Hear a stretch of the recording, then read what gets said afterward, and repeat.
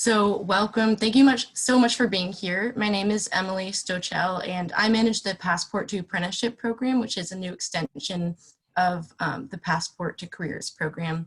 So I will explain a little bit about how that works. And I know there's some confusion about Passport to Careers and Passport to Apprenticeship being a part of that.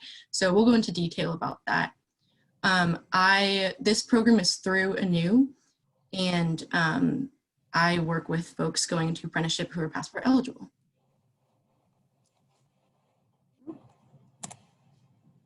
All right, so this is what we're going to be going over today, just introducing career paths and specific jobs. After high school, college versus apprenticeship versus job, and the importance of talking about factors to think about when choosing what to do after high school. So depending on what capacity you work with potential passport eligible folks, this may or may not be super relevant to you. So I'll just briefly touch over those things. The third one is about apprenticeships, talking about all the different apprenticeships in Washington State, what's available, the types of trades that have apprenticeship options, and also updates with apprenticeship programs right now during COVID. The fourth is helping students create realistic plans with tangible steps to pursue a career path they will flourish in. So also this idea of career mapping. And then the fifth one is talking about passport to careers and the two branches of it. So passport to college and passport to apprenticeship. And then lastly, resources to know about as a provider or practitioner. And just so everyone knows, there has been changes in this new program year to passport to apprenticeship and passport to college. So I will make sure to go over all of those changes specifically for passport to apprenticeship. And Donna, if you would go to the next slide, that'd be great. Thank you. Okay, so first I would love to play this video for you. So Donna, if you wouldn't mind clicking on that, that'd be great. Yep, 1 second.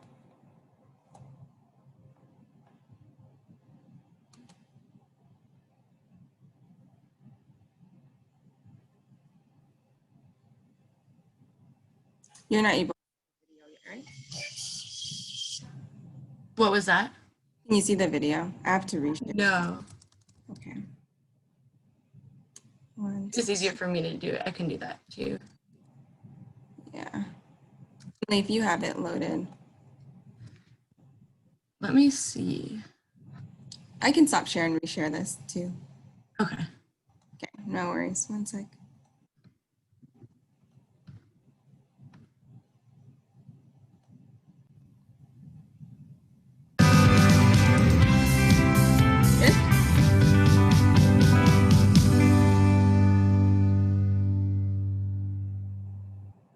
Let's break this down. The average apprenticeship lasts 2 years, while a bachelor's degree typically takes 4 years. According to the U.S. Department of Education, the average loan debt for a 4-year graduate was $28,650, and that's before interest. With an apprenticeship, it's a job. You're earning money while you learn a specific trade, and several apprenticeships work with companies to subsidize the cost associated with learning the job, meaning you could be making money while having very little expenses. Okay, so how about salary? The average salary for a fully proficient worker who completes an apprenticeship is $50,000, according to the U.S. Department of Labor. A college graduate salary is also around $50,000. Now, assuming both began their paths at 18, the one with an apprenticeship would actually get a 2-year jump on that income and work experience versus a college graduate when they're both 22.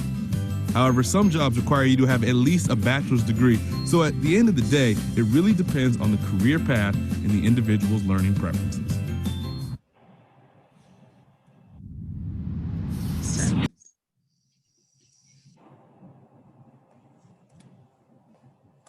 So one of the main things I wanted to show with that video is that, you know, in a lot of high school specifically, apprenticeships aren't really presented as like an equally viable option as colleges.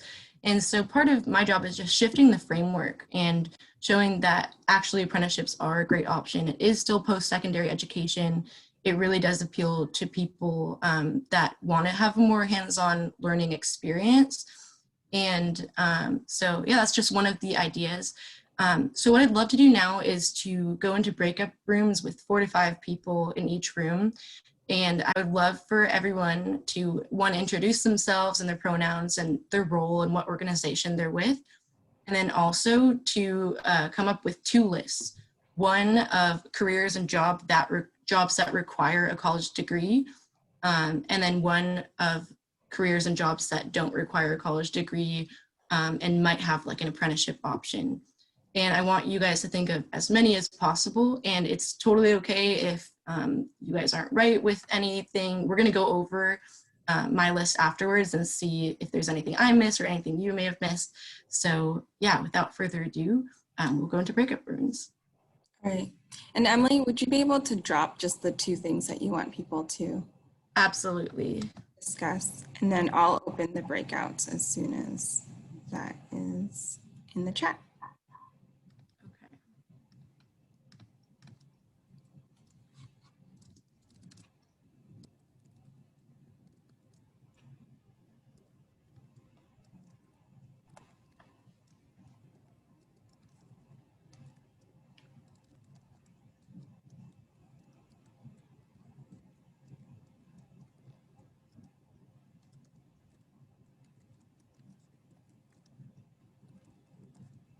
Okay. All right. Okay.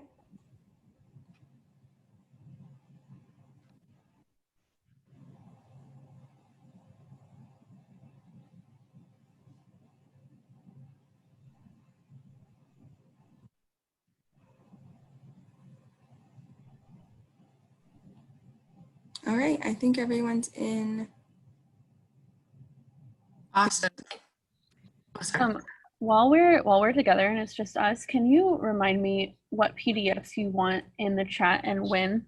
It's the new enrollment form and the new passport postcard, and that's all? Yes, and then there's some links also in the email. So for the 2020 apprenticeship guidebook. So yeah, actually at the end is probably the best because then, yeah, it'll have context and everything. Okay, perfect. Thank you. Sorry, I missed the. Oh, no worries. I almost put them in like right when people were joining, and I was like, that doesn't feel right. So Yeah. at the end, I'll do all of the links copied from your email and then the 2 PDF attachments. Thank you so much. That's perfect. Okay, perfect. Just making sure. Yeah, and Donna, I forgot to mention that it would be 10 minutes. Could you just send out a message to them and let them know? Thanks so much. And maybe, did you already send the message actually? I'm thinking maybe 5 minutes might make more sense. If not, that's fine. You're muted, Donna. Just in case you said something. Yeah, I said, no, I did not send that yet. And I said, we'll regroup in 5 minutes. Thank you so much. Perfect. Okay.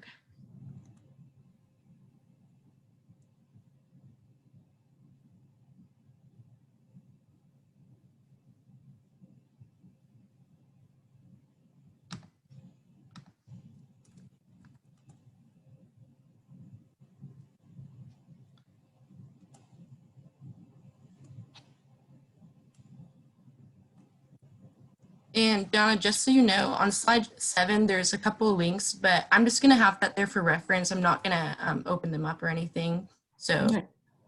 I'll see if there's any other link. I think there's a video on slide 10 that I will ask you to open. I think that, let's see if there's anything else. Oh, and 11. Okay. Yep, just let me know when. I'll write that down too. Okay, yeah, I'll just ask you because there are actually a few. Okay, yeah. So you said on slide 10 is? Yes, on slide 10, that video. Okay. Yeah. Actually, I might be able to load it now. Oh, perfect. Yeah. Yeah, the one on 11 too. There's actually quite a few. They're very short. Sorry. No, that's okay. I'm just I want to make sure that I'm being most helpful. So yeah, I'll load the links now just so they're on the web browser. Okay, thank you.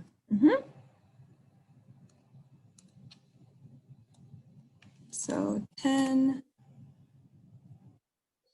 Oh, starting to play. I don't know if you all heard that. No. And slide 11. Yes. Okay. And 12 too. Oh, but some of the videos, sorry, there's so many like, Okay. they're helpful though, I promise.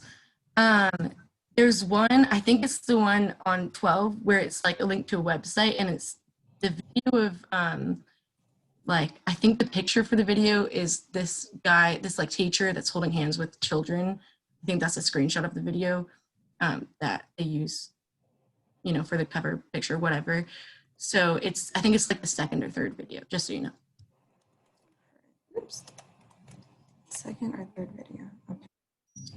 Yeah. Let me get all that loaded. Hold on. I'm going to play this ad, so Yeah. later.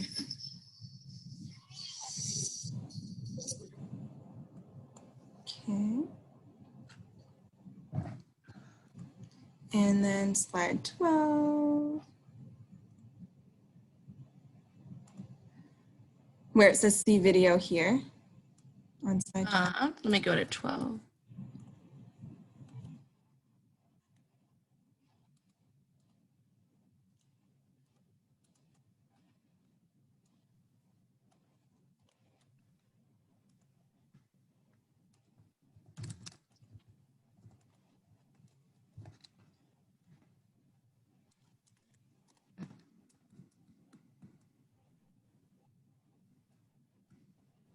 Oh, I see what you're saying. So it brought me to the Futures Northwest site, and then it's the. If you want to share your screen, I can tell you which one it is. Okay, and there's someone that is just coming into the room. Alicia, if you could admit that person. Yep, she's joining. Or I Okay. admitted her, but it's coming in. Okay. Yes, my screen real quick. I think you can add her.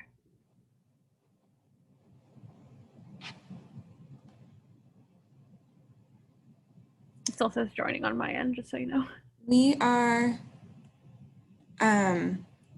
in breakout rooms right now doing some introductions. So we're gonna assign a breakout room and Okay. not yet. I think Liliana, can you hear us? Yes, I can hear you.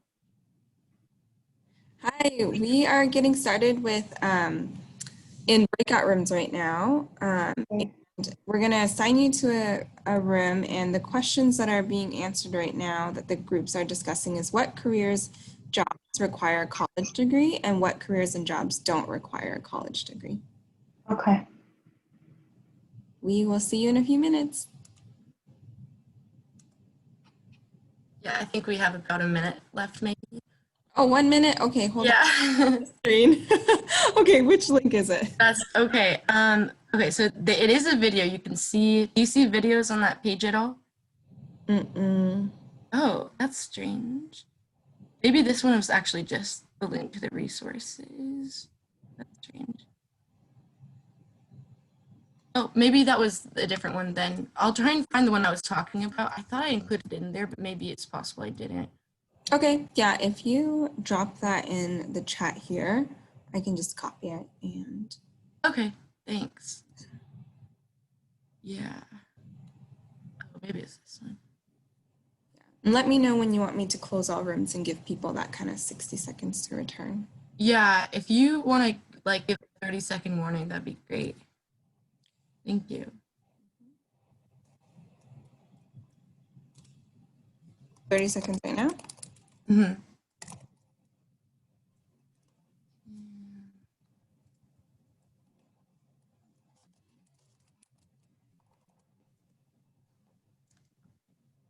And I think with that video, for some reason, I think I included the wrong link. So I just won't worry about it that time. We have plenty of videos anyway.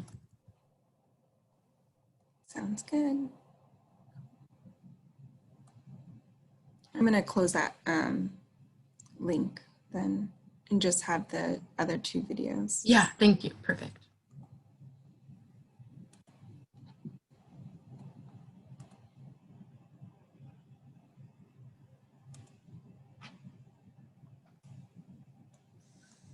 So we are on slide 3 still, right?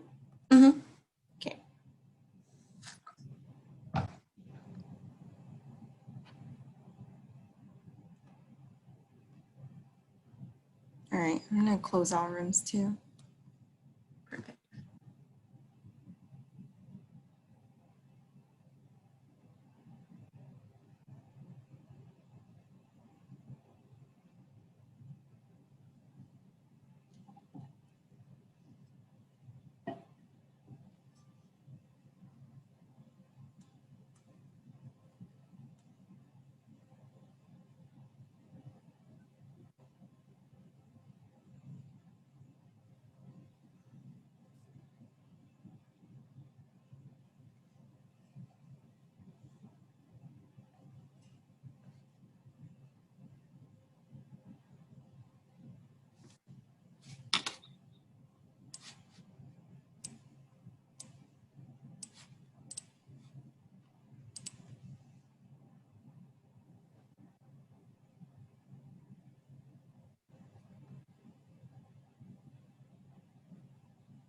Okay, I think everyone's back in the main room. Perfect. Share the screen real quick. Thank you. Yeah. So while we're waiting, if someone from each group can type in the chat like how many each they came up with careers that require a college degree versus ones that don't, that'd be great. I'm pretty competitive, so I like knowing these things and having a little competition to it. Does that look good, Emily? Yes, thank you. Yep.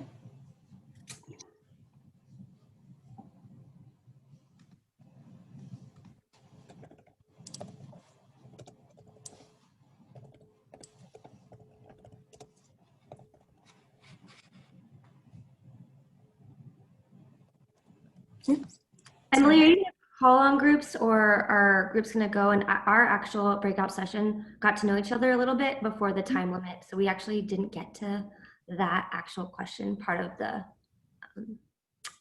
assignment. No worries at all. We're going to go through it. Yeah, but if you do have answers for any groups that did get to that part, if you could just type in the chat or unmute yourselves and let us know how many you thought of each category, then that would be great. So I see Amber said 19 non-college and 11 college. Okay, awesome. And then Dawn said group 2 discussed both options, specifically naming 7 careers, and then discussed other career and education issues. Perfect. So I'm curious, both from Amber and Dawn and anyone else who discussed this in their group, what were some options that you did discuss for, ones that require a college degree and ones that didn't? So group 2, we talked about, we talked about construction, being drivers, doing phlebotomy, IT, healthcare, electricians, manufacturing, and we talked about the fact that they could be both, it could be both a college degree or an apprenticeship program. So we talked about how it could be either way. Perfect. Dawn, it sounds like you were in our group, because I'm from the technical college, and most of them require that college degree, and some of them with the apprenticeship program, and we talked especially about the vet assistant, stuff like that. Yeah, but for the most part, I think we do need that college degree required. And we were also talking about meeting the needs of the student and recognizing where they are, whether or not they need more of a hands-on learning opportunity, or whether or not they're interested in book learning. So I mean, it's putting the student at the center of the decision and helping provide them with information to get them directed in the right area. That's kind of what we were talking about. Yeah, thank you so much for that comment, Dawn. I think that really relates to, I don't know how many of you guys were at the previous webinar about trauma-informed care, but I think it's really relevant to that, just by giving people more options and thinking about the needs of an individual instead of just the general go to college options. So thank you for that. That's really helpful. Great. So I'm going to go to the next slide to just sort of show my list. And then I'm actually going to go back to this slide afterwards and go through some of the points of why we did this activity. But Dawn, if you wouldn't mind going to the next slide. Thank you. So this is just what I thought of. I'm sure there are plenty more. I just didn't want to spend an insane amount of time thinking about this to make sure I was covering everything necessary. But, we think of the general lawyer, doctor, surgeon, social worker, even all these different things pretty typically always require a degree, or most of the time do. And then if you would actually go to the next slide, it's the one that doesn't require a college degree. I was able to think of more options with this just because I was looking up like professions and things like that. And there's just so many subcategories like with doctors. So I'm sure if we did, every single one of those, then I'm sure there'd be more that require a college degree. But in terms of different categories, I did find it easier to think about careers that don't require a college degree. And I'm curious, are there any on here that your group didn't think about or that you haven't thought about before? Feel free to unmute yourself or type in the chat.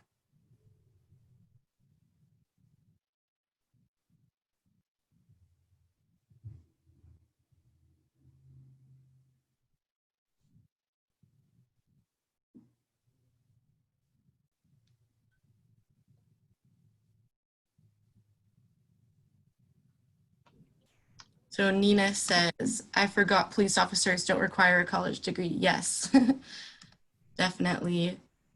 Yeah, police officer, sorry, was someone gonna speak? Go ahead, I'll do it after. Oh, okay.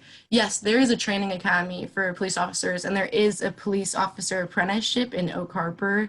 It's the only one that's state registered, but it does exist. Laura, go ahead. Wow, Oak Harbor, my high school place. Some of them on here, like manufacturing, we were talking about that is either or. Yes. It fits in, it doesn't need, it can use apprenticeship and it can use a college degree, that there's a few of them on here. And, the one off I saw was like fast food. That's like the high school person's line into the workforce, and didn't even think about that one when we first started talking about this today. So. Definitely. Thanks so much for sharing, Laura. That's a great point. I think the way that I've thought about it, just doing this work specifically, is sort of options after high school, and college being one, apprenticeships being one, and then just going straight into a job being one. And, there are certain jobs that you can just go into without, post-secondary education. And then there's obviously ones that you can't. And I'll go over that in another slide too. But if we could go back to slide 3, Donna, that'd be great. Just love to touch on some points. Thank you.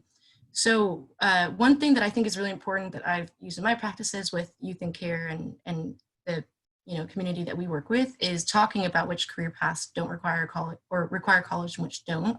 So what we just did, and a lot of that, conversation first being around which career paths and interests that the student identifies, which I'll go into a little bit later too. But one of the main points is that careers shouldn't be focused on college necessarily. It really should be focused on careers and not, just what you do next determines the line of work that you do and the skill set that you develop.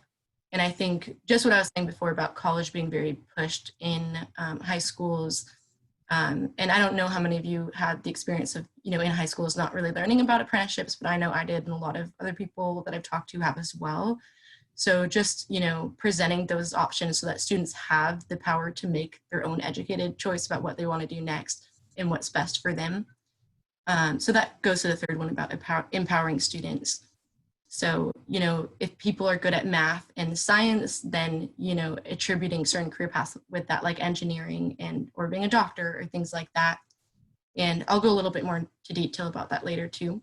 One of the biggest things is helping students learn about the day-to-day realities of working in the jobs they're interested in.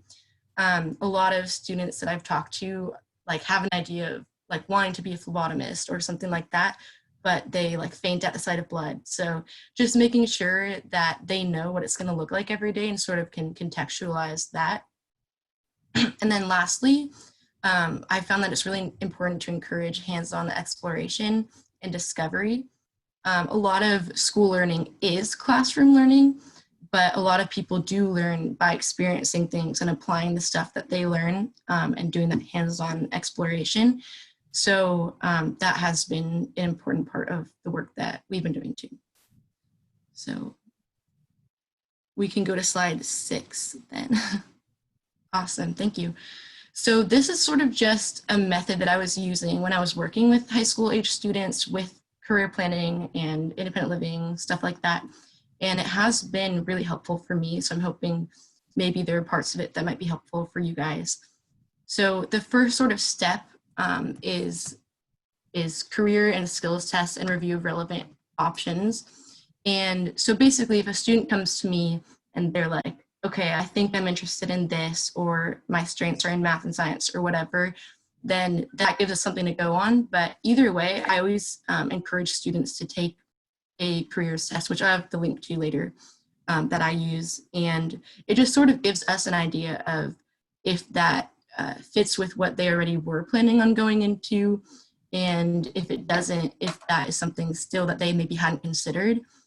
So just, giving some options. And then from there, going on apprenticeship or job site tours, or in the era of COVID now, like watching videos of people in that trade, talking to people who are doing those things. And I said trade, but I meant to say a career. So whether it's like a college, a career that requires college or not, just getting in touch with someone that is doing that career that they want to do, and so that they can ask questions. And I have specific questions later that I'll share too. The third one is narrowing down options to around 3, because someone might have 10 options, and that's a lot to go on. And if they're interested in exploring all 10 and they have time, great. But if they don't, then, and eventually you do want to narrow them down. So exploring ways to become successful in those fields. So for example, if it is something like IT or information technology, that is a career where you don't necessarily have to get a college degree, but you can do an apprenticeship. But it's really one that, since it's a different language, unless you have a lot of experience with that and took like specific courses like that in high school, you really do need further training to like have a career in that field, which is why also that there is post-secondary and specifically apprenticeship options with that. So just thinking about that. So for each interest, determining, are all 3 things options or just 2, and the 3 things being college, apprenticeship, and job. So for that one, it'd really be 2. And then lastly is narrowing it down to 1 based on all of the work prior, and mapping out just a really tentative, rough sketch of a 5-year plan. And one thing that could look like is just putting deadlines for specific months. Like if you do choose college, or if a student chooses college, like FAFSA and, stuff like that, or any independent living stuff. So yeah, we can go to the next slide now. Perfect. So the next one is understanding what careers fit best with a student's interest and skill set. So I touched a little bit on this, but I already said the first part actually. So I'll go to the points. Listing the list career options you are currently interested in, and are they in line with your strengths? So I love taking a strength-based approach with students, and a lot of students are quick to say like what they might not be good at, but just really finding what they're interested in, what they excel in. I find a lot of the times it depends on the teacher too. Like if they have a really good engaging teacher, they typically tend to be more interested in that subject and more motivated to do well in it. So also just noticing that. This is the link to the career test that I use, but there are many different career tests. I know that with schools too, they have their own like that they use for the high school and beyond plan. But you guys will be sent this PowerPoint too later, so you will have all these resources.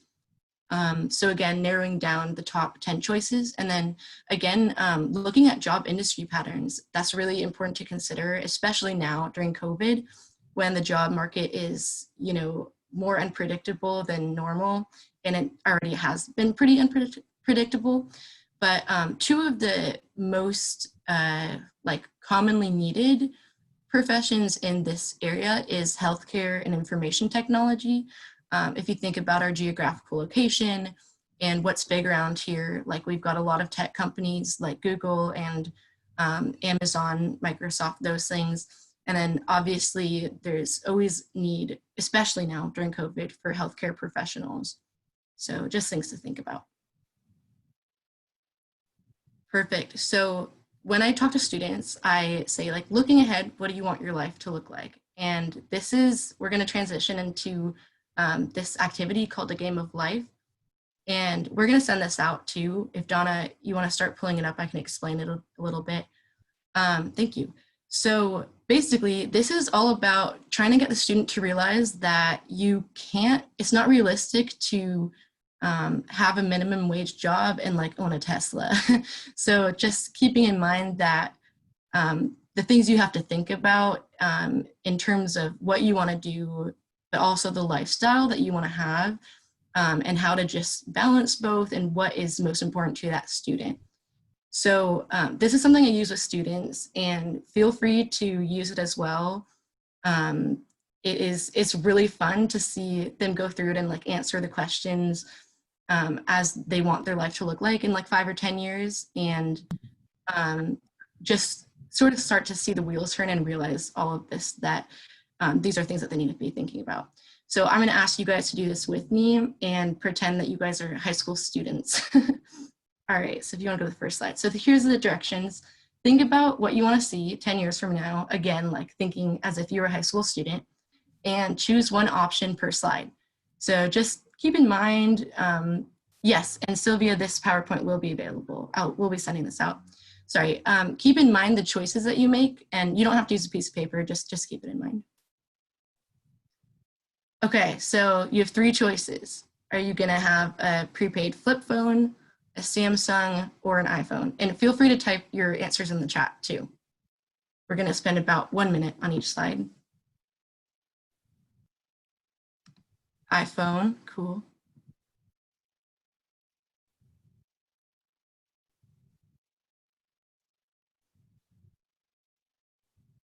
Okay, I'm seeing a mix of like iPhone and Samsung. Awesome. It's always funny when I do this and a high schooler is like holding an iPhone as they type in Samsung. I just think that's funny. Perfect. Seeing a lot of Samsung and iPhone still. All right, and let's go to the next slide. Perfect. And then where would you want to do your grocery shopping? I always joke that, you know, broke college kids go to Dollar Tree to do their grocery shopping, and then you've got people who shop all organic at Whole Foods and stuff like that, and then Fred Meyer sort of in the middle. Yeah, seeing a lot of Fred Meyer. Awesome.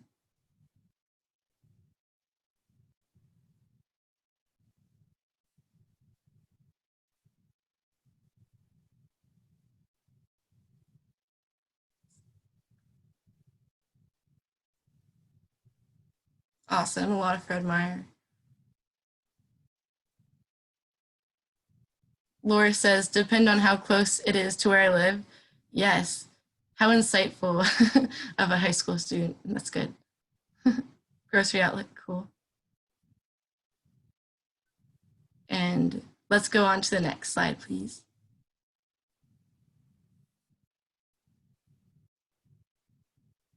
All right, studio apartment. And also this was designed for the Yakima area because that's the last area I presented. So obviously in Seattle, it's much, much more expensive. But if you had to choose, you know, are you going to be living in a studio apartment, 1 bedroom, 2 bed, 3 bed?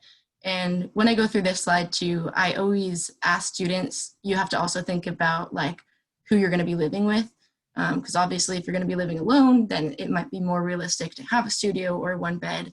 But if you're going to be living with people, 1, who you're going to be living with, and 2, thinking about the cost of that and everything else. Cool, I see some 3 bed, 2 bed, 1 bed. Yeah, someone said 3 bed, I want a family. Makes sense. 2 bedroom with a roommate, nice. 1 bed with a room, or 1 bed, I'm alone, perfect. Ooh, that's smart. Sunita said 3 bed and try to get 4 people to share costs. Yep, smart. Sylvia said tiny house if possible. Right on. Perfect. And then we can head on to the next slide. Awesome. This one is just generally entertainment. So, you know, if I always tell students if they like go to the movies once a month or something, then, you know, just adding those costs up.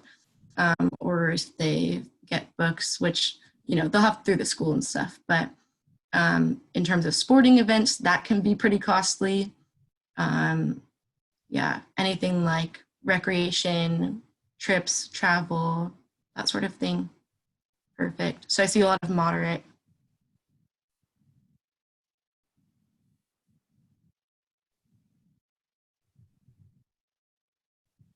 Perfect.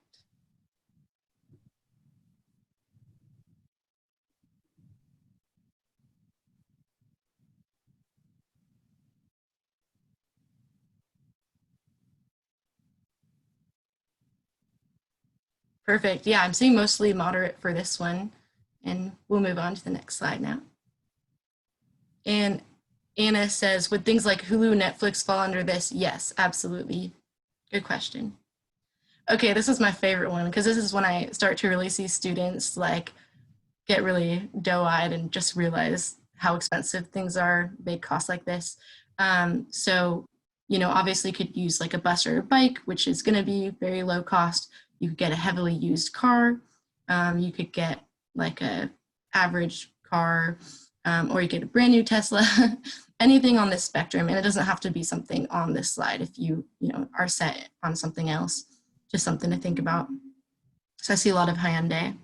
Cool.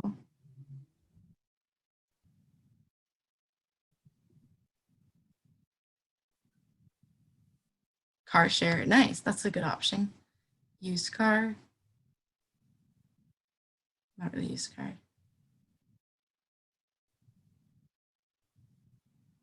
Yeah, cars especially are one of the biggest expenses, especially for a youth who is in care. Speaking from experience, gosh, it is definitely one of the things. And even just insurance and taking driver's ed, stuff like that, which I know there are programs now, like Treehouse has that driver's ed program. But that is something to consider when working with students, is that cost of car, affording a car is extremely expensive, especially for youth in care. Nice. Good answers in the chat. And we'll move on to the next slide. Okay, so one thing I asked them to think about, I don't ask them to share this unless they want to, but just to be thinking about planting the seed, is that marriages also can cost a lot of money. So just thinking about if they want to get married one day and if that is a priority. I know a lot of people that marriage is their first priority, and whether or not I agree with that, you know, I'm not going to tell a student that that isn't what they should think about, but I do want to educate them on, you know, what the reality of that would look like and the costs and all those things.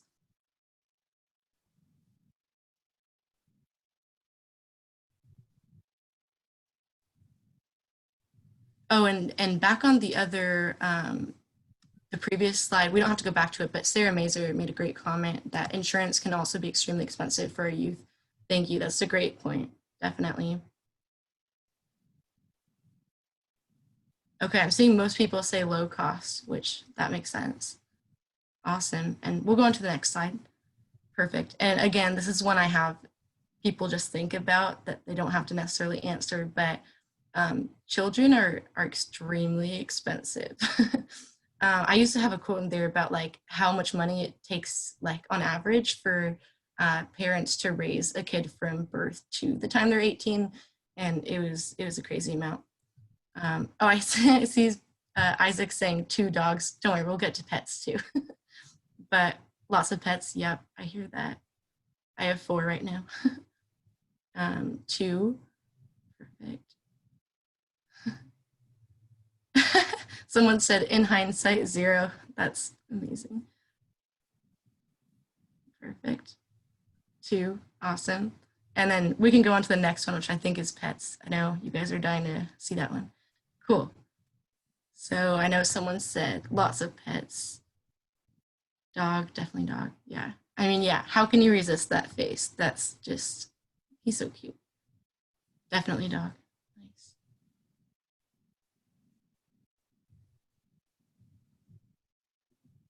Perfect.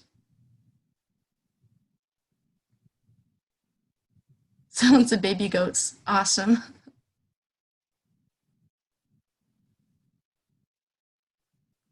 Two cats. Perfect. And then let's move on to the next one, please. Thank you. And then you always got to add on these miscellaneous things. And obviously there's a ton more, but just things to get started with.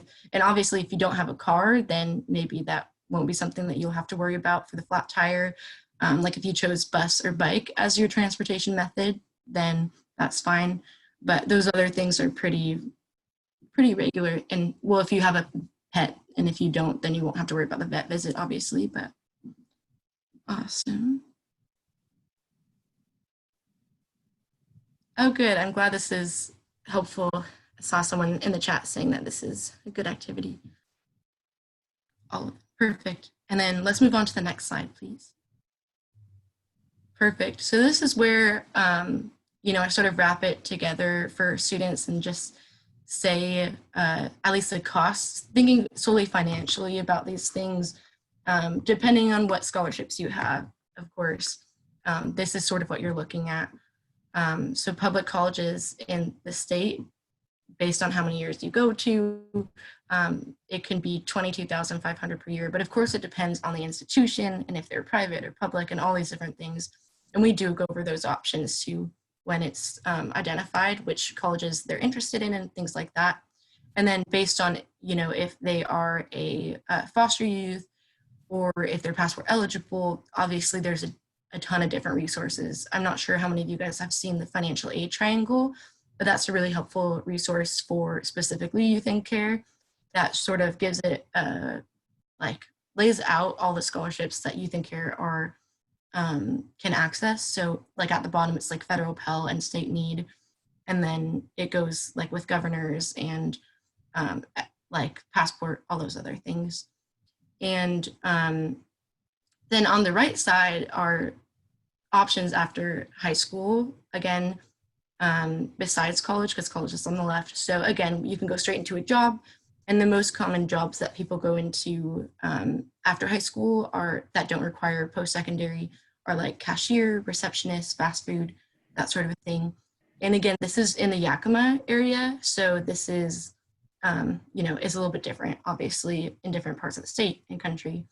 And then for apprenticeships, oh, you know what? I actually didn't update that number, but it's actually $20 to $34 an hour for a starting union apprenticeship in the Seattle area.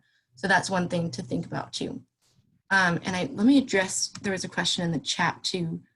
Do you discuss military? Yes, so that's a great point. I really should include that as an option too. Often I've found that people like who want to do the military are pretty set on that and they'll bring it up as soon as like we start talking about career options. And one thing I'll do is I'll just ask them what they want to do. I had a student who wanted to do like electrical engineering in the military. And so I connected them with my friend who was in the Army, and she did a trade in the Army. And she got to actually connect with my student and just sort of share what it was like and answer any questions that that student had.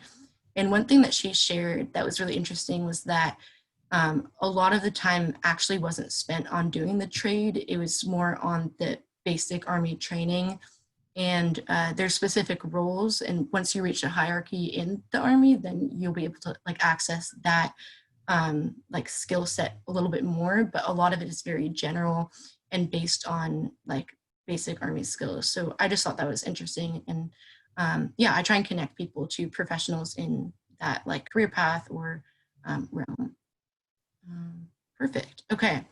And then the next slide is just a little comparison, again, of cost between apprenticeship and college. And I apologize, this is a little bit outdated, but it does convey the general idea that I'm trying to convey, which is the idea that of cost involved with apprenticeship versus college.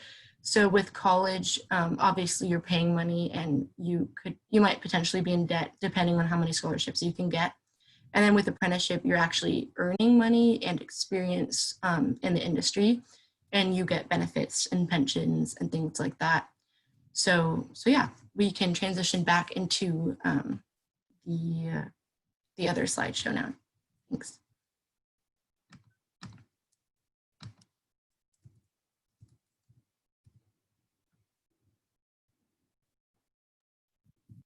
Are there any questions while we're waiting before we move on?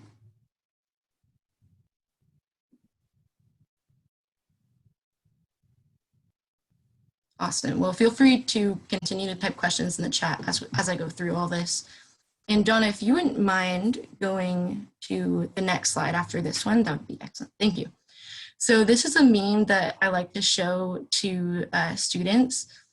And I just think it's comical because I remember graduating college and then, you know, just realizing that the job market was so competitive even after. And, you know, you sort of get the message that it's just college is the next step. And then after that, like you can be employed, but it is just thinking about it realistically, it's still competitive. Especially now, I think we're also at like a time in history when more people are getting their college degree. So just knowing that there's more competition out there. And a lot of employers want you to have experience. And that sort of is hard when you go through college and you don't have, like, you're spending a lot of time in the classroom. So that's another reason just why apprenticeships can be valuable. And then thanks, I appreciate the funny comments in the chat. That's great. And then, yeah, so here's a short video to you, Donna, if you wouldn't mind just touching on this a little bit. Yes, for 1 second. No rush.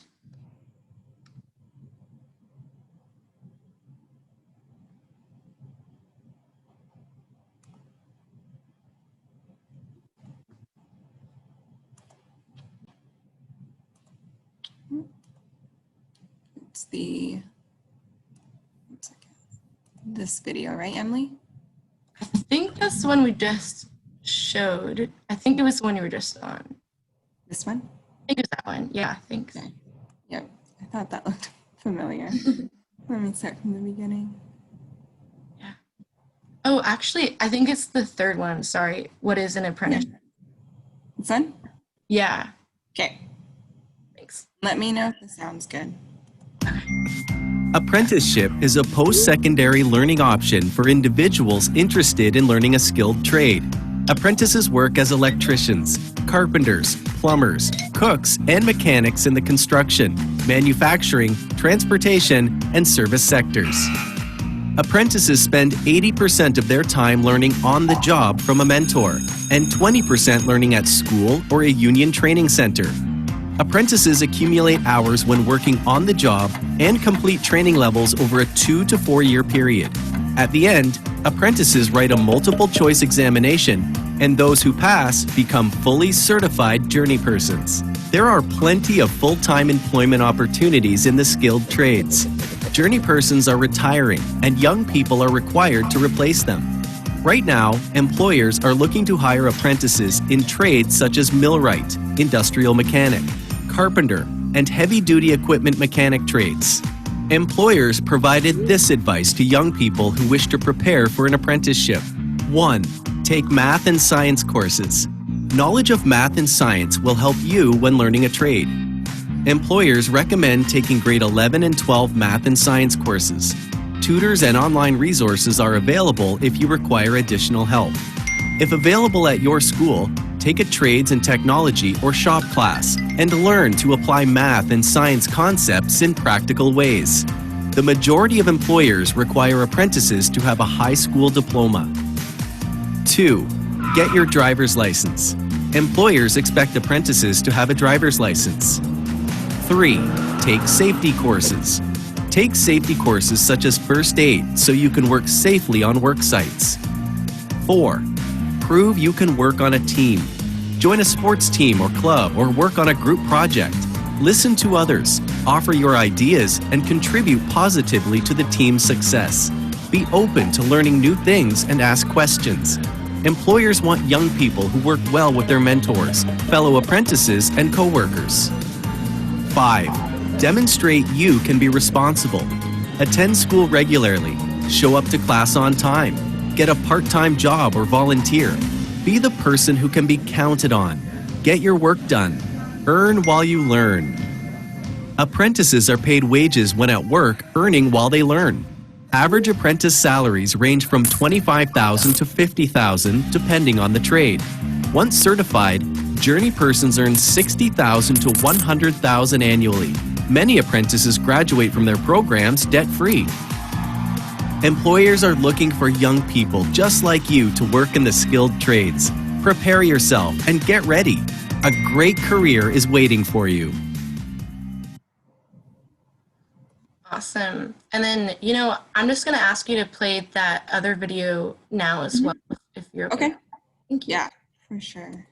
And real quick too, I saw that there was a question in the chat. Do most students assume that they will have to work while in college? And I can't answer obviously for every student, but I know a lot of the clients that I've worked with that have experienced foster care homelessness do. I, for one, experienced both, and I at times worked 3 jobs while I was in college. And also a lot of the clients that I've worked with have had to take care of their siblings. So just other things to think about too. Yeah, and you can start the video. Thanks. Okay.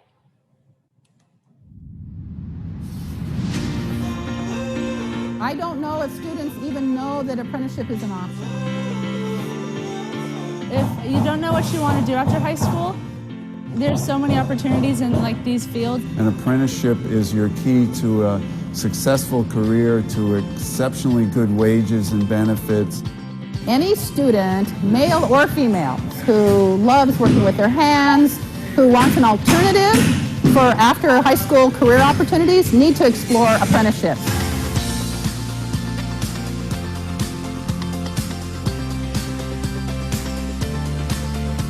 There's so many opportunities in these fields, and there's so many jobs, and it's especially helpful for kids who love working hands-on, because all these jobs are hands-on. They're like, I don't want to go to college.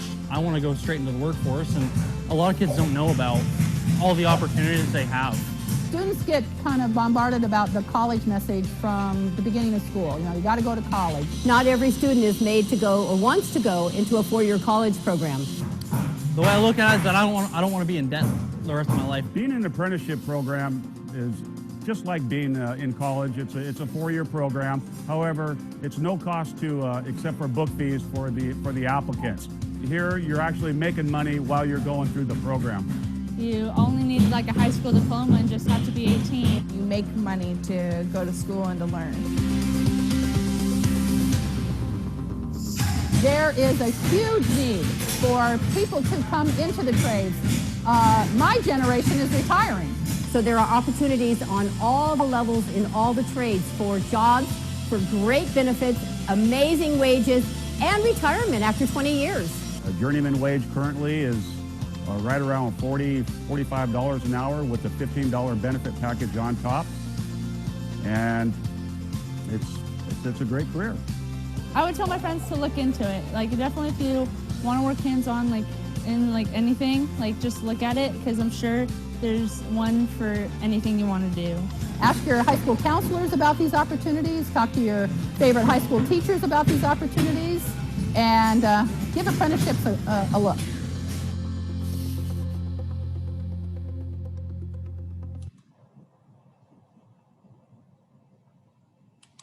Oops, awesome. So there was a question that someone sent me about sharing the links to these videos, and yes, absolutely. All of these links and the resources that I talk about in this slideshow will be sent out in an email and then also in the chat. So perfect.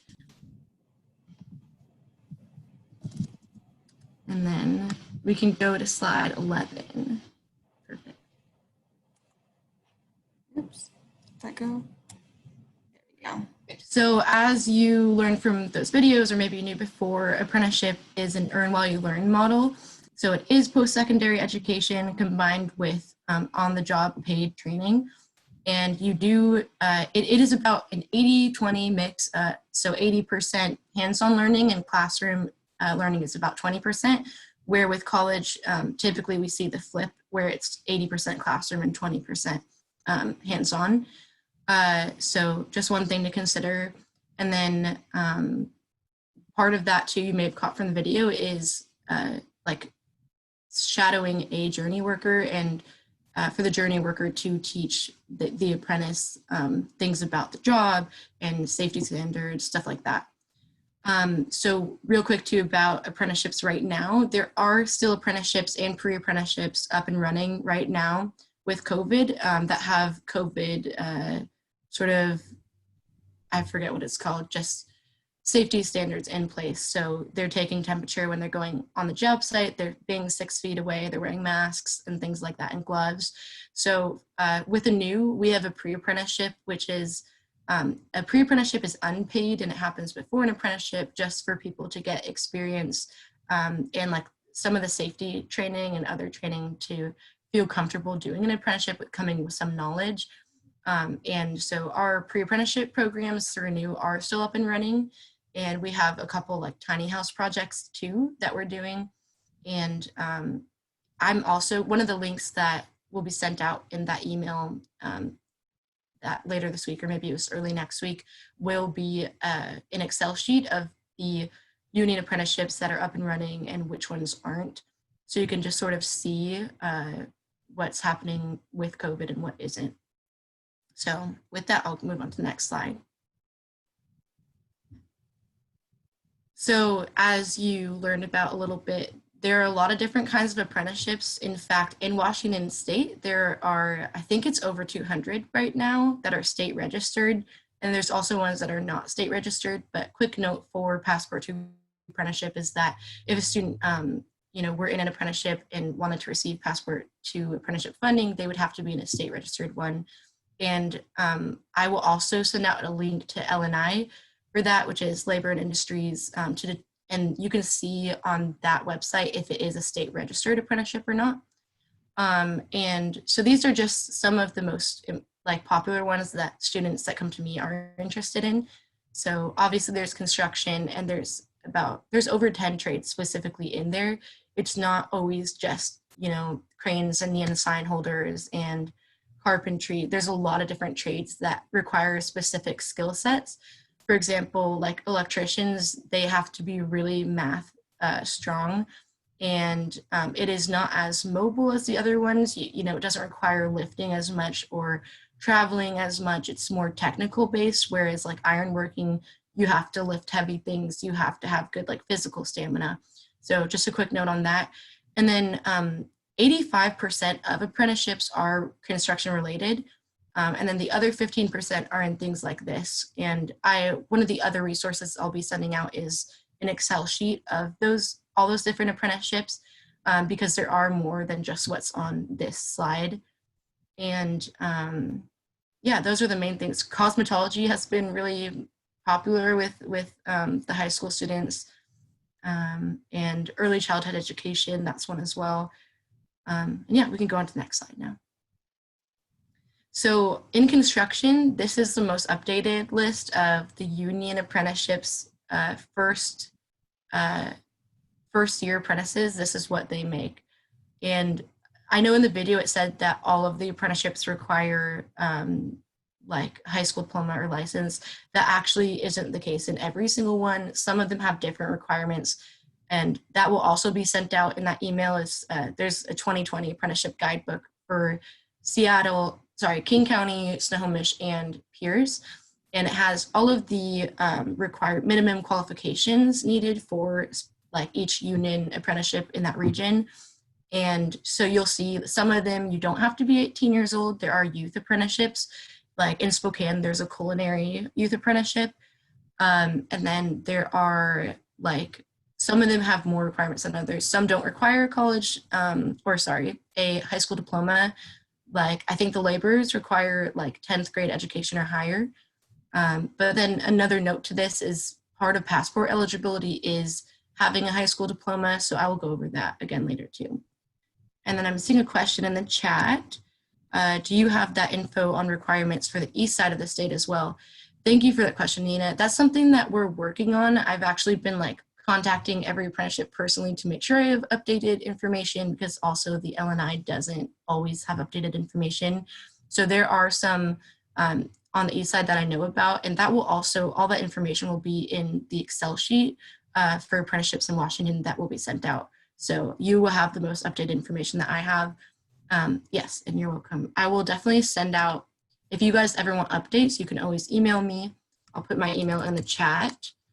And I'm happy to always give updates and also just work with students to let them know, you know, what apprenticeship options there are in their region that they might be interested in. And next slide, please. Okay, so I wanted to just take a minute to go over an example of if a student is interested in information technology, which is, again, like the computer tech stuff. So if the student wanted to go, if they identified, you know, college, specifically UW being their #1 college choice, and then Apprenti being their #1 apprenticeship choice, one thing to go over with a student is the cost or potential cost of those things. So for example, for UW, it would be about $26,000 for 1 year of college classes. And obviously to get a 4-year degree, that would typically be 4 years. So you would multiply that by 4. And then on the flip side with Apprenti, this is actually one that is only a year long. So a lot of the construction ones are 2 to 5 years, but in terms of the other trades, they really do vary. So this one is one that's only 1 year. So instead of spending $26,000 that year, they would actually be making almost twice that much at $45,000. And in every state registered apprenticeships, you do get raises every 6 months. So that is also an incentive to doing something like an apprenticeship program. Next slide, please. So again, referencing back the sort of steps that I've found helpful, apprenticeship and job site tours. So visit working sites or colleges.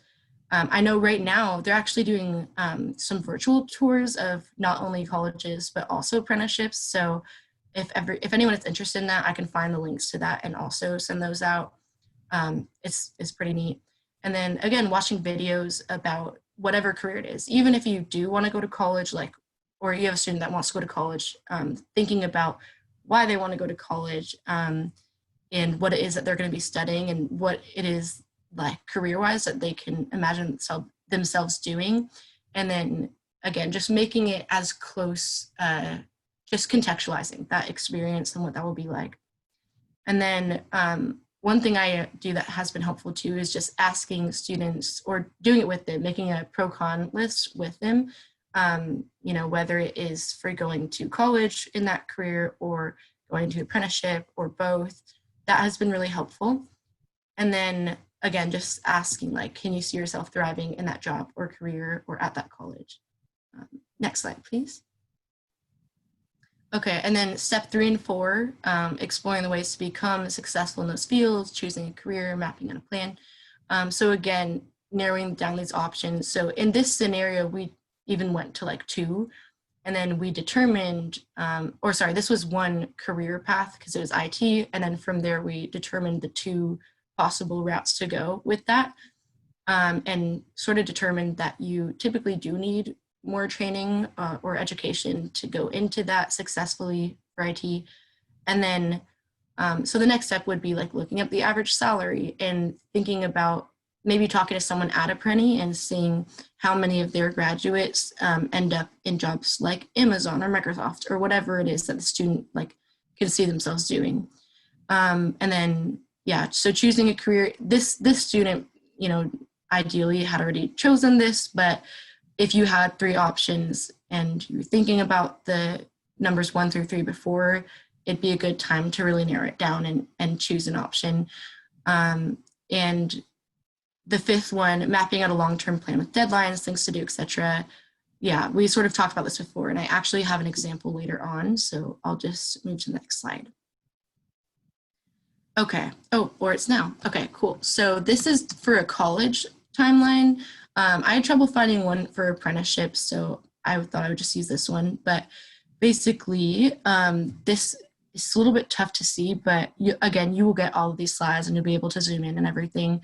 But it doesn't also have to be this detailed, just, you know, making sure you have the typical deadlines there for, you know, high school seniors like FAFSA or juniors even like SATs.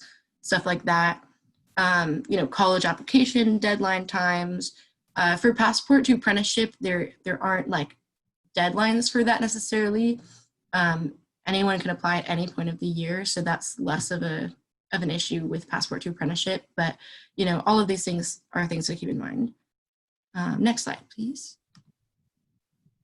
Thank you. Okay, so here is an example of like a pro-con list or just timeline, I guess, for, oh yeah, the pro-con list is next. Here's an example of a timeline of an apprenticeship versus a degree.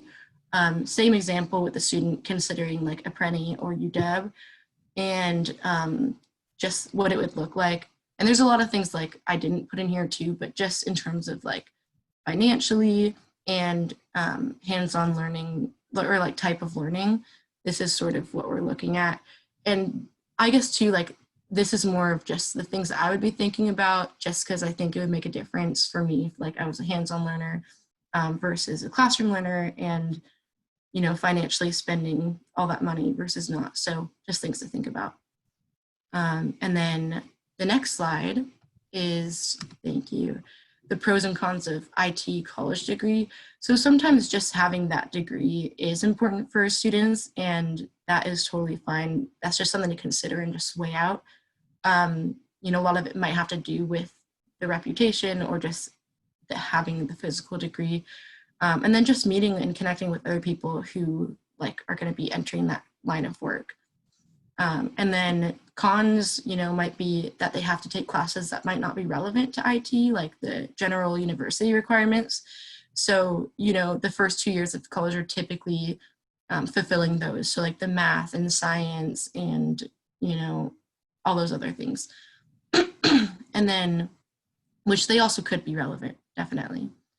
And then in terms of the money, I know that that's not really something a lot of college students are able to really think ahead about, just because it just seems so uncomprehendable, I think, at the time for a lot of students to think about all the money that goes into college. And then also, of course, with youth in care or youth who have experienced care, they do typically have enough scholarships to get most of, if not all of college paid for. So sometimes it's not a concern. The other thing, again, is like thinking about life after college and, you know, just keeping in mind that that is also going to be competitive. And then, you know, who you're living with, that's a big one, especially for people in care. If they want to go to a college close or anything like that. I know there's a fair amount of people that still stay at home, and, you know, not everyone who's experienced care will have that option. So next slide, please. Okay, so then pros and cons of the apprenticeship side of it might be so pro might be making money right away instead of accruing debt. And, you know, especially with youth in care, that might be more preferable so that they can, you know, do things like get a car, because they might not always have parents or family that can help with that. And it's a big expense. And then learning only things relevant to what they want to study, still earning the industry recognized certifications, having a mentor and someone that they, you know, it's almost like a relationship designed within the work, which can be really helpful, especially for youth in care.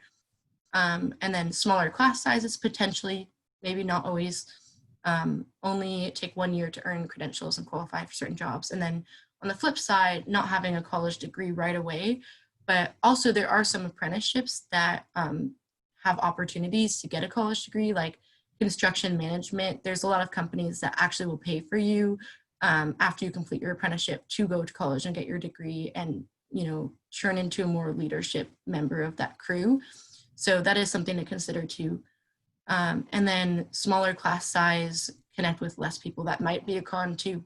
And then living with roommates potentially until they can afford their own place, which, you know, is also a factor to think about with college. So yeah, next slide, please.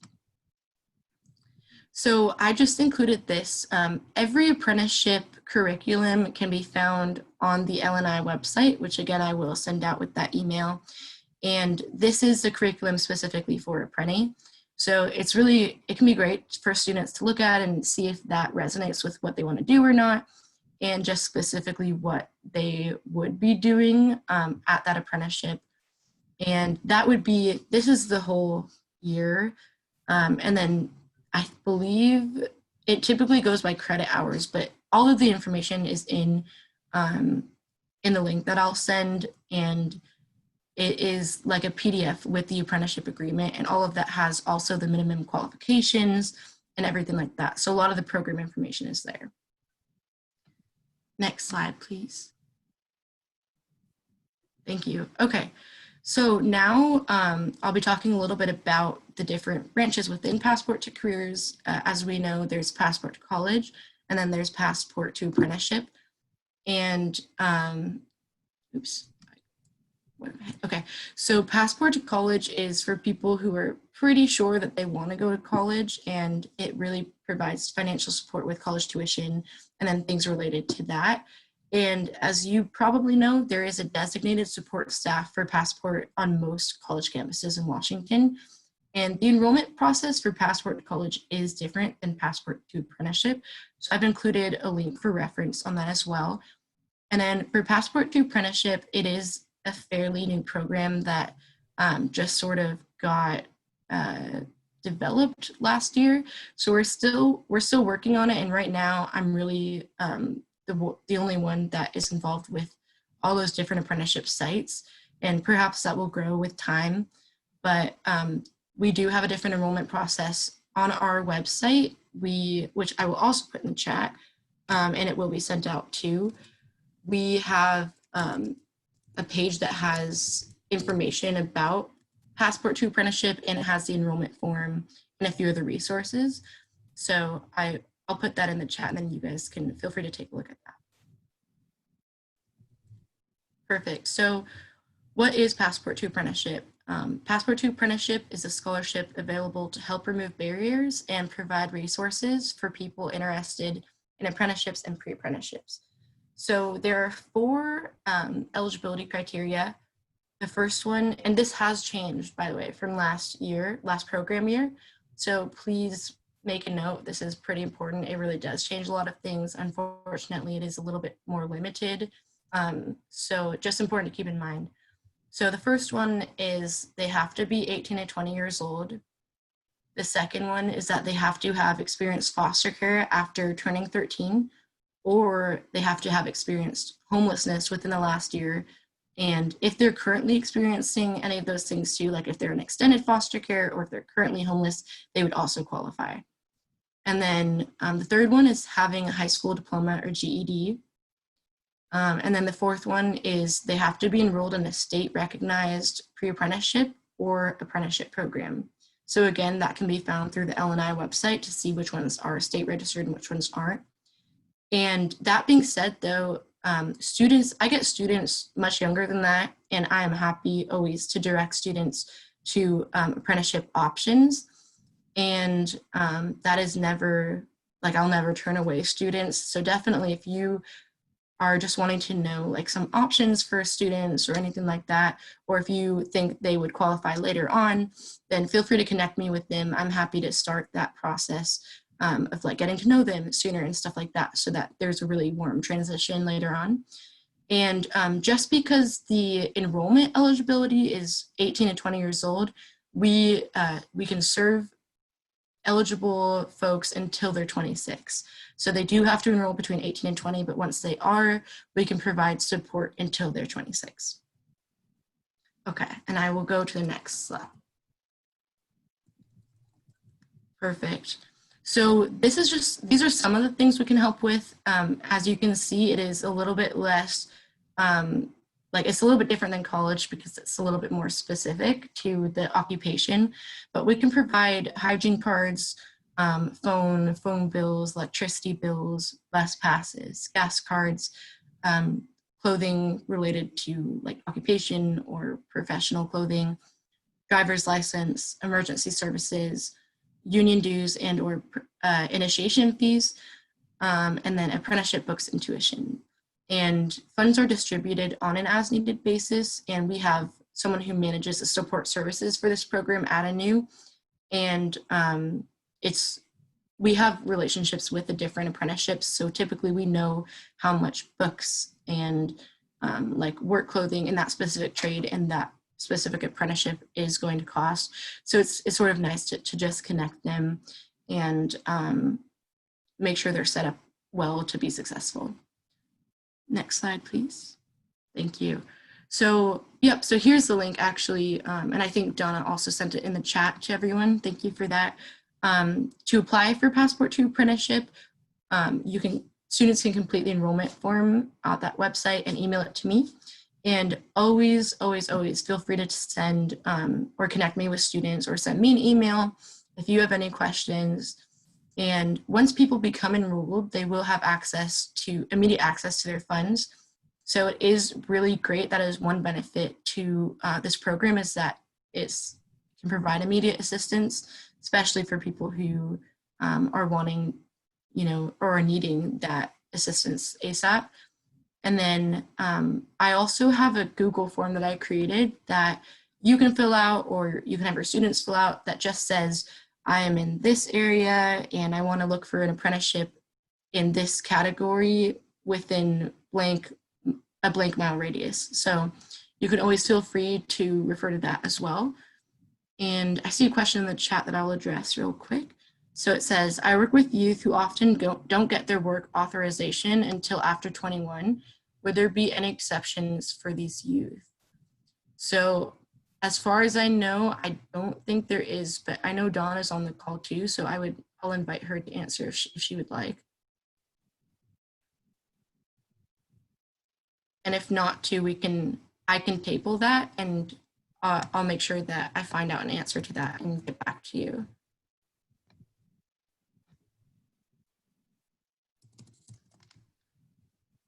Okay, I have copied that question, so I will look more into that, but I do think, unfortunately, it's not. Yes, and of course. All right, next slide, please.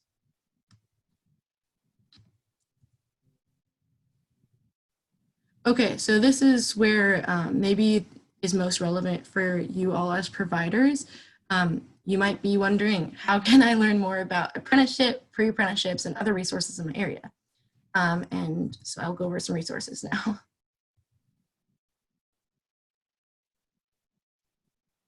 All right, so this is a Google map that I created that shows all of the different apprenticeships and pre-apprenticeships in the state. And like I said, you guys will have these slides, so you will have this link and be able to access it. There's all sorts of stuff. It actually might be a good resource for everyone, not only in terms of the apprenticeships and pre-apprenticeships in the state, but also it has like homeless shelters, ILTL programs, nonprofits that work with like homeless and foster youth and young adults, just some different things. And really, I developed this to help me outreach for this program and stuff like that. And yeah, do those things, but it's also very helpful for people like you to have, to know what's around you. And then I see another question. Perfect, yeah, and I can go over the next slide too. So it says, how do these programs apply to you who are undocumented? So that's a little bit tricky for undocumented youth. They are eligible for Passport to Apprenticeship, but there are some pre-apprenticeships, they'd have to go the pre-apprenticeship route, because for most, I think all apprenticeships, you do have to have legal ability to work in the US, but that is something we've been trying to work on too, is just connecting folks to resources to help get their documentation. So I wish I had more for that, but that's sort of where we're at now. Okay, and then this one is, there are L&I apprenticeship consultants in every region. So it is, it's a good resource for you to keep in mind, depending on what area you're in. They will also have information about apprenticeships and pre-apprenticeships in your area. And then DSHS has an online resource guide that is actually very helpful. The background to this slide is what it looks like. And they have different categories. So one of them is shelters, one of them is food, one of them is education, one of them is training, and so on. And it has those lists, like those circles, those blue circles are each one in option in that specific category, like food banks and stuff like that. So it's actually really neat. They have a lot of resources on that, and it's just something I've used to help support and combine resources like as effectively and abundantly as possible to support the kids that I work with. So that's just another thing. Treehouse also has an exceptional resource guide, and I think that's in my email to send out to you guys later too. So shout out to Treehouse on that. And then I've also included another link that's helpful with in terms of scholarships that are career focused. Perfect. So now that's really all I have to say. And sorry, that was a lot of talking at once, but I would love to hear any questions that you might have, comments, concerns, anything like that. Feel free to unmute yourself or type in the chat. I'll be monitoring both. Hey, Emily, it's Sarah. Can you hear me all right? You're it's a little bit soft, but okay. I'm closer. Can you hear me? Yeah. Okay, I just had a question about the eligibility because it looks, from what I remember, I think it's different than what it was in the past. Yes. Can you highlight what's different for me, please? Definitely. Okay, so I'm going to try and share my screen again so that is up. Thank you for bringing that to the table again. Oh, do you see both my PowerPoint and my calendar, or just my PowerPoint? You can see the notes. Just your PowerPoint and your notes. And I can pull it up, Emily. I think I know which slide you're referring to, if that's helpful. Okay. Yeah, it's okay if you can see my notes too. But basically, it used to be that we could support youth financially that were between 13 and 26, and we can enroll them between 13 and 26. So the main thing is the age. Now, unfortunately, it has to be 18 to 20. You know, quite honestly, most of these things have changed actually. So the only one that's the same, I think, is the second one, which is experienced foster care after age 13 or homelessness within the last year currently. The high school diploma or GED is also a new one. And then also being enrolled in a state recognized or pre-apprenticeship or apprenticeship program is a new one. So this year, they're really trying to focus it more on people who are graduating high school and, you know, choosing a next step versus enrolling them early. And really the support services that I would provide to my younger students were the career exploration stuff anyhow. And that stuff I still do, even if they aren't passport students necessarily, because like I said, I'm not going to be turning students away or anything. But in terms of being able to enroll in the program, it is a lot more specific this year, unfortunately. Emily, we do have a question in the chat. Oh, okay. Let's see. Do you provide presentation on your programs to local school districts? Yes, absolutely. So we've done many different presentations to schools all around the state. Actually, part of my outreach involves like Eastern Washington and Central and everything. So we have, I think we presented to like, it's almost 1,800 people, I think. And many of those have been in school districts. We have really good partnerships too with the Marysville School District. We're setting up a career day now with Shelton and Ocean Shores. And we're always looking to get connected to schools and have career days to, you know, present these options. And yes, King County too, I saw that, Liliana. So King County and Pierce County and Tri-Cities actually have something called like construction career days or career week, something like that. So we come in and actually a lot of different apprenticeship programs come in and they have hands-on stations that students can go to and just get like a little example of like what the type of work that they do, stuff like that. And then, so yeah, we do go to those. We go to a lot of schools in King County and Pierce, all around really. So yeah, but if you have a school that you'd like us to connect to, then please shoot me an email. And I see another question here. Are you doing virtual presentations for schools during COVID times?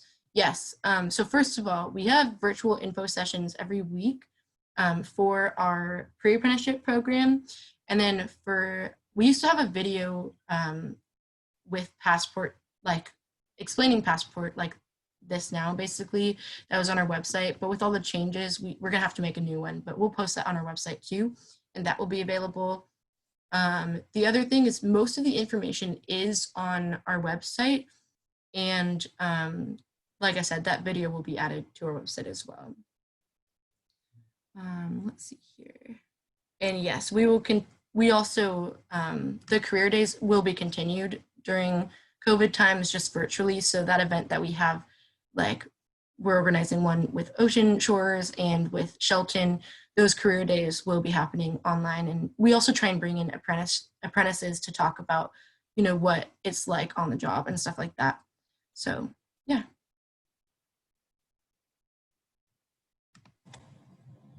Great. Yeah, sorry, go ahead.